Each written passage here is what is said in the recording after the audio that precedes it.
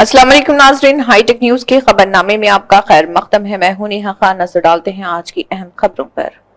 मरहूम कल्बे सादिक साहब की याद में लखनऊ की कैफी आजमी एकेडमी में कशामा ग्रुप की जानिब से एक शायरी सम्मेलन और मुशायरे का इनेकाद अमल में लाया गया। इस मौके पर शहर की मशहूर शख्सियात को क्लब सादिक अवार्ड से भी नवाजा गया, जिसमें कसीर तादाद में आवाम ने शिरकत की।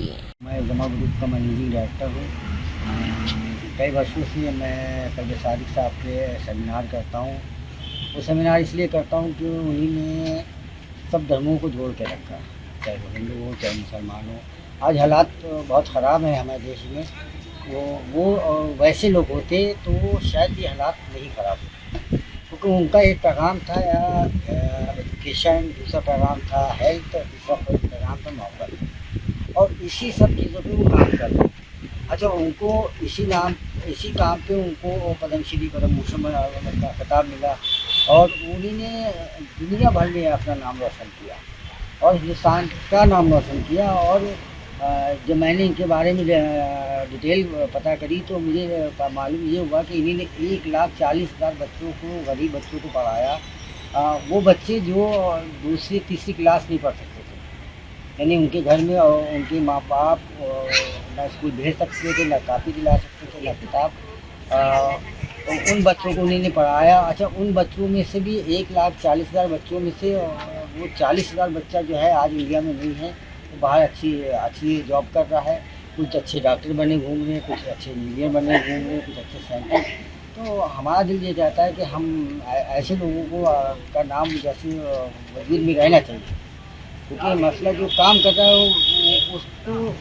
उसको देख के और उस चीज़ की लोगों को प्रेरणा मिले। हसन समी है, मेरा ताल्लुक़ लखनऊ से भी है, गोरखपुर से भी है, इनफैक्ट पूरे इंडिया से है। मैंने जापान में बहुत काम किया है बच्चों के साथ। मैंने बच्चों के लिए बहुत किताबें लिखी है और मैं Green Lawns Junior High School को एज ए डायरेक्टर हेड करती हूँ। एजुकेशन के लिए काम करती हूँ, पर्यावरण के लिए हमारे बच्चे, स्कूल के बच्चे बहुत काम कर रहे हैं नगर निगम गोरखपुर के साथ। और मैं 4-5 किताबें लिख चुकी हूँ, जिसमें नीली बारिश मुंबई में अभी की किताब है और कुछ और किताबें आने वाली। मुझे बहुत खुशी है इतने बड़े विजनरी लीडर जिन्होंने डिफरेंसेस को हटाए और यूनिटी की बात करी। क्योंकि मैं एजुकेशन में हूँ, I am principal of Green Lawns Junior High School, और मैं एक पब्लिश्ड ऑथर हूँ। और मैं बहुत ज़्यादा मानती हूँ जो लखनऊ की तहजीब है कॉम्पोजिट कल्चर की, उसको इससे बेहतरीन तरीके से कोई रिलीजियस लीडर नहीं बढ़ा सकता था कि उन्होंने हम सबको मिला के चलाया। और दूसरी बात इल्म है और तीसरी बात हेल्थ है।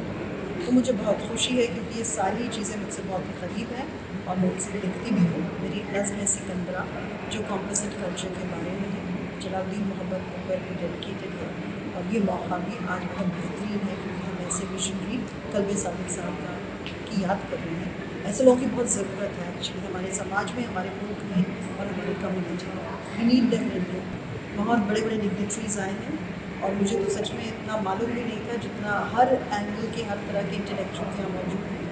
और आई एम वेरी हैप्पी कि मुझे भी बुलाया गया, because I have a YouTube channel जिसमें मैं नज़में लिखती हूँ। I write in English, Urdu and YouTube.